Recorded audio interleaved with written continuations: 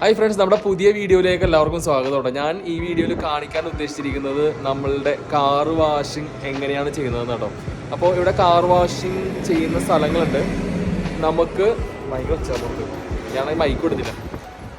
Car wash ചെയ്യാൻ വേണ്ടി ഇഷ്ടംപോലെ കാർ വാഷിംഗ് സെൻറ്റേഴ്സ് ഉണ്ട്. നമ്മളവിടെ പോയിട്ടുണ്ടെങ്കിൽ നമുക്ക് മാനുവലിയും വാഷ് ചെയ്യാം, അതുപോലെ തന്നെ ഓട്ടോമാറ്റിക്കും വാഷ് ചെയ്യാം. ഓട്ടോമാറ്റിക് വാഷ് ചെയ്യുകയാണെന്നുണ്ടെങ്കിൽ $15 തുടങ്ങി മേളിലേക്കാണ് പൈസ.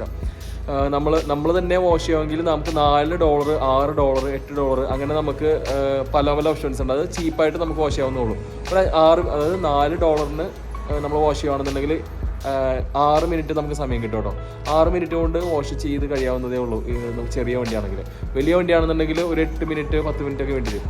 അപ്പോൾ നമ്മളിപ്പോൾ കൊണ്ടുവന്നിരിക്കുന്ന ചെറിയ വണ്ടിയാണ്. അപ്പോൾ ഇത് മസ്ദ 2. ഈ വണ്ടി എടുത്തതിൻ്റെ ഡീറ്റെയിൽസ് ഞാൻ പറയാം കേട്ടോ. അടുത്തൊരു വീഡിയോയിൽ ഞാൻ ചെയ്യുന്നുണ്ട് എന്തായാലും. അപ്പോൾ ഞാൻ കാണിച്ചുതരാം. അപ്പം നമ്മളുടെ ക്യാമറ വുമൺ ഇവിടെ നിൽക്കുന്നുണ്ട് കേട്ടോ. ക്യാമറ വുമണാണ് വീഡിയോ എടുക്കാൻ വേണ്ടി പോകുന്നത്. അപ്പോൾ ബേബി പൂനെ വണ്ടിയുടെ അകത്ത് ഇരുത്താമെന്ന് ഞാൻ വിചാരിച്ചതാണ്. പക്ഷേ അവൾ പുറത്തേക്ക് ഇറങ്ങണം എന്നൊക്കെ പറഞ്ഞു. എന്നാൽ പിന്നെ പുറത്തേക്ക് ഇറങ്ങി ഈ സൈഡിൽ നിർത്തിയാൽ മതി, സേഫായിട്ട് നിർത്തിയാൽ മതി. വേറെ വണ്ടികളൊന്നുമില്ല. പിന്നെ പുറത്തേക്ക് പോകില്ല, ഞാൻ ഇവിടെ തന്നെ ഫ്രണ്ടിലുണ്ട് താനും. അപ്പോൾ ബേബി പൂനെ കൊണ്ട് വീഡിയോ എടുപ്പിച്ചോണ്ടിരിക്കുകയാണ്. അപ്പോൾ ഞാൻ $4 ടാപ്പ് ചെയ്തിട്ട് വാഷ് ചെയ്യാൻ വേണ്ടി തുടങ്ങും കേട്ടോ. കാണിച്ചു തരാമേ. അപ്പോൾ നമ്മൾ വാച്ച് വെച്ചിട്ടാണോ പേ ചെയ്യുന്നത്? കാണാൻ വേണ്ടി പറ്റുന്നുണ്ടോ അറിയില്ല. 6 മിനിറ്റ് ഉണ്ട്.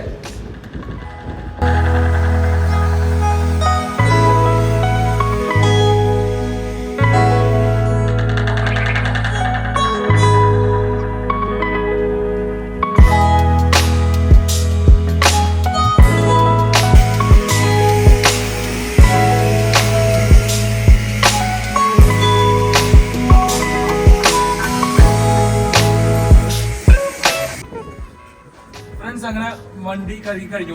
6 മിനിറ്റ്സ് കൊണ്ട് വണ്ടി കഴുകി കഴിഞ്ഞു. അപ്പൊ നമുക്ക് എന്തായാലും ഇനി വീട്ടിലേക്ക് വിട്ടേക്കാം. താങ്ക് യു ബേബി ഗു ഫോർ ടേക്കിംഗ് പപ്പാസ് വീഡിയോ.